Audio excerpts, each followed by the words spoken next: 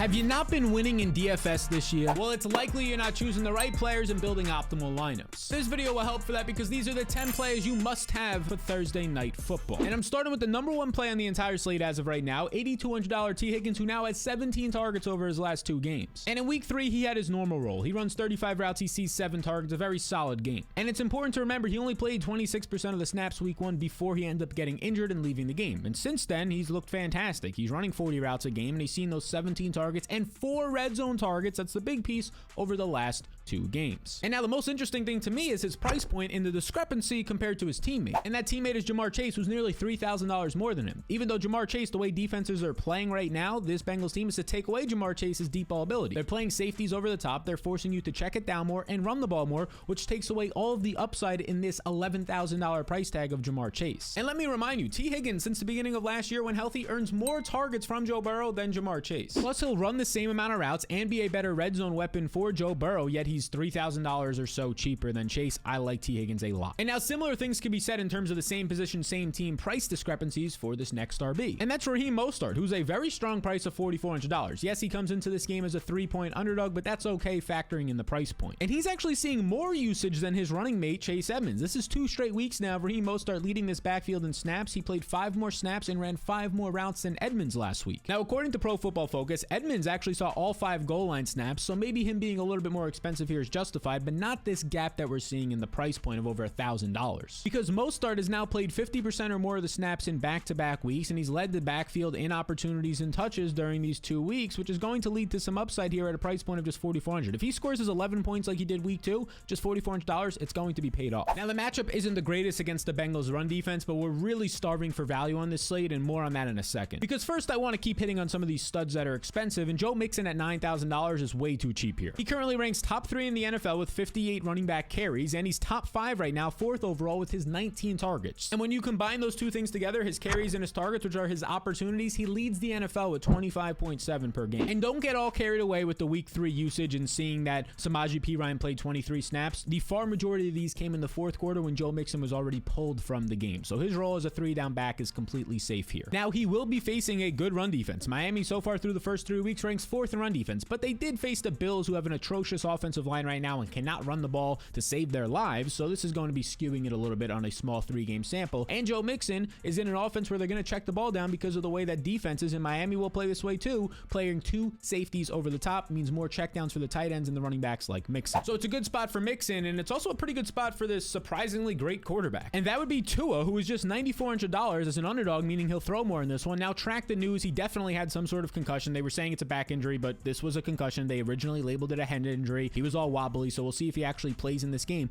But either way, whether it's Tua or an $8,400 Teddy Bridgewater, I'm interested in the Miami quarterback here, who will probably throw 30+ times as an underdog with the fantastic weapons in Tyreek Hill, Jalen Waddle, assuming he plays through his injury, and some of these other pieces out of the backfield. Now, check out how good Tua has been this year. He ranks 3rd overall in quarterback efficiency, and if you look at Pro Football Focus passing grades, only Jalen Hurts has been better. Tua has been grading out better so far this season than even Lamar Jackson, and last week, while playing likely concussed in the second half, was the 3rd highest graded quarterback of the week. Tua in this offense under Mike McDaniel has looked fantastic. Now, we will have to face a solid secondary and a top 5 pass rush in the Bengals this week, but that's completely fine in my opinion, given the weapons that he has and how he's handled pressure so far this season, ranking top 10 versus the blitz. So whichever Miami quarterback starts, I'll like, only liking Teddy Bridgewater because he'll be so cheap, but we're hoping it's Tua. And I'm also going to like the quarterback on the opposite side of this one, Joe Burrow, who in my projections right now on Patreon, link down below. You want to lineup optimizer, projections, rankings, and a whole lot more, check it out down below for an industry low price. Joe Burrow is my number 1 value across the position skill players. I mean, looking at this pricing, he's far too cheap. You don't normally see elite quarterbacks like Joe Burrow, or very solid ones at the very least, who have good options, and he has 3 to 4 good passing options,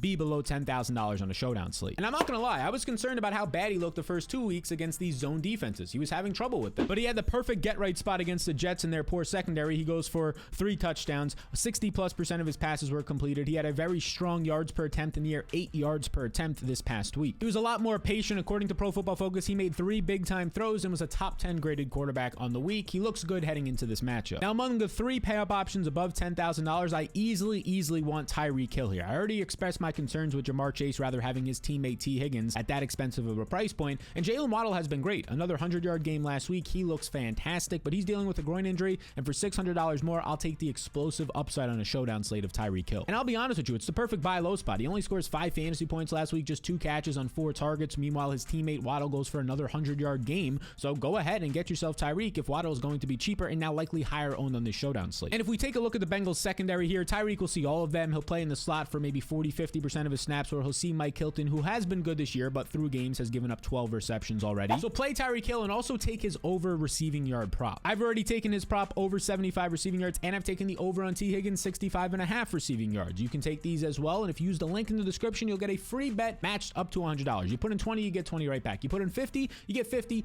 Rooskies right back your way, all the way up to $100. You can use that link in the description and the code SAL22, SAL22 on PrizePicks.com. Take advantage of that beautiful offer while it lasts in the description below. And also take advantage of this great price you're getting on Hayden Hurst on this slate at $5,400, especially given the fact that there's not a lot of value that we'll get into momentarily, because Hurst was injured last week. He didn't practice on Friday heading into the game, and he was clearly limited. He only played on 26 of the snaps. He actually operated as the tight end too in terms of overall snaps played. He ran 20 routes and saw just 2 targets. This was not his normal role, because his normal role from the first 2 weeks was running about 40 routes per game and averaging around 7.5 targets per game, which is elite tight end usage. Expect more of this heading into week 3, and a lot of people are probably not going to know that. And now let's start breaking down some of this value. And I specifically want to look at these 3 Dolphins receivers priced between $1,400 and $2,400. They're rotating the wide receiver 3 snaps. In week 3, you can see that it was Trent Sherfield who played 27 snaps, ran 17 routes. River Craycraft played 9 snaps, and then Cedric Wilson, who is the wide receiver 3, but he's been battling injury, especially in this one, played just 5 snaps. And I'll be honest with you, Trent Sherfield is not that great. He played 63% of the snaps last week, leading to just 1 overall target. He's mainly a special teams player. He's not that good of a separator. River Craycraft has touchdowns in back-to-back weeks, but he only ran 5 routes last week. Let somebody else make that mistake, in my opinion. And if there was one of these guys I would go to, it would be $1,800 Cedric Wilson, who once he starts to get healthier is the best player on this team, and they invested in him. He was given a pretty fat contract this offseason, 3 years, $22 million.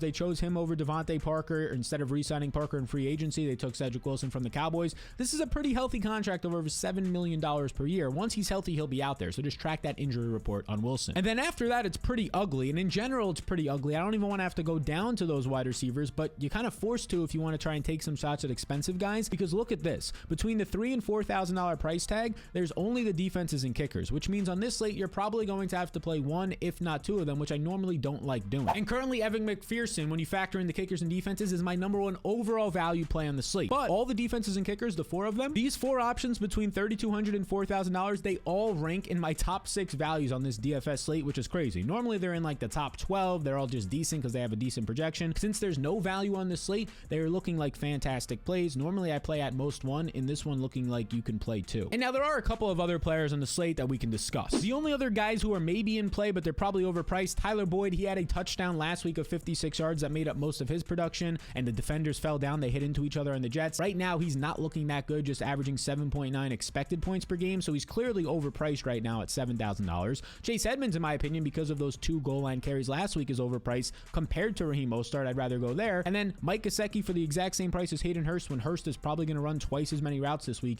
It's just an easy decision to go to Hurst. So those are the other guys on the slate who will likely pick up some ownership, and honestly, just really not worth the price. Now, as I mentioned earlier, if you want to grab any of the projections, ownership, point projections, rankings, the Sunday GPP strategy show only on Patreon, where I go over every single one of the players and I'm playing the stacks and exactly why. And there's a lineup optimizer and a whole lot more that 1,000+ other members are using in our Patreon community. You can check it out. It's linked in the description below. It's a beautiful way to increase your chances at winning more money in DFS, which is the whole point of this channel. Now, I appreciate you all tuning in. We will be live before the game starts right here on this channel, so be sure to subscribe before you go so you know when we're posting videos and going live.